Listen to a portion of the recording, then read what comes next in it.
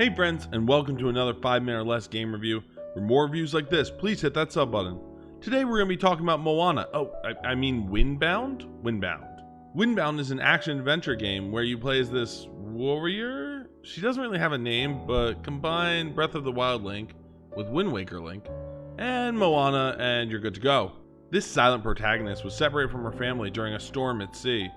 She washes up on the shore of a deserted island, save for some wild beasties.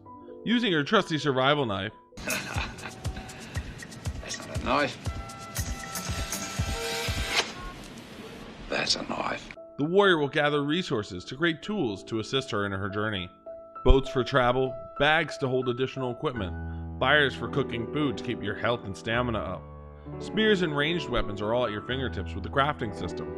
The combat feels very Breath of the Wild. A lock-on and dodge system to fight the creatures. However, you'll quickly notice that's where the similarities stop. The combat feels rough and unpolished as you get slapped around by your future meals. The only thing more clunky than the combat is the sailing. While moving a boat with the oar handles fine, the sail, once crafted and attached, feels very different to get the wind to move the ship just right, and God forbid you hit a reef, because your boat will just explode.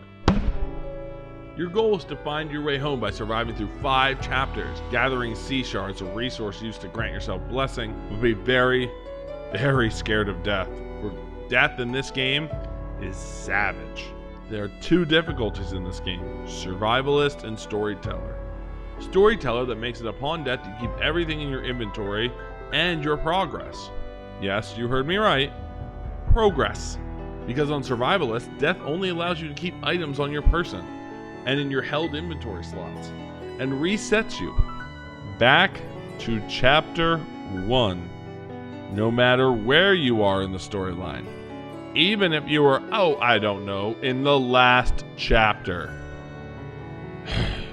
So build your boat, grab your knife, and cautiously sail the seas of Windbound. The positives of the game are as follows. The game is very visually striking.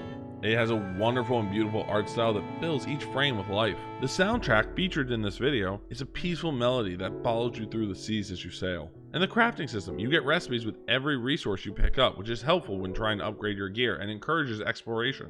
The negative of the games are as follows. The clunky controls, as I mentioned previously, the combat and the sailing were just not intuitive and felt very slow to react. The crafting system, while great, does need some quality of life improvements. Single item crafting is just really frustrating, especially when even machines that allow you to multi-craft, you have to put in 1 item at a time and take out 1 item at a time.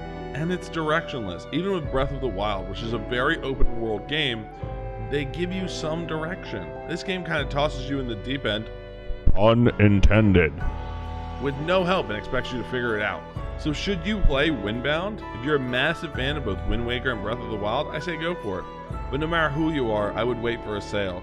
The price tag's a bit steep for how clunky the game is.